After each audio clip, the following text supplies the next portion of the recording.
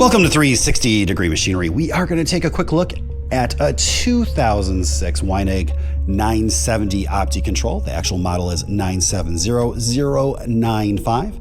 It's obviously a Powerlock. Everything functions as it should. It's nice and tight. Obviously the light works. Clear optics.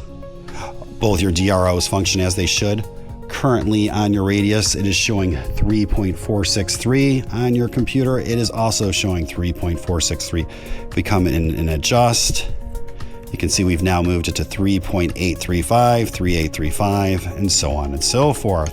If we come into your axial and click on that, it's showing 6.388. Again, 6.388. And as we move this to the right, we're at now 5.670, 5.670. We are just throwing in the computer, so we don't have to dispose of it. There's no warranty on the computer, but obviously it is talking to the OptiControl. It does function.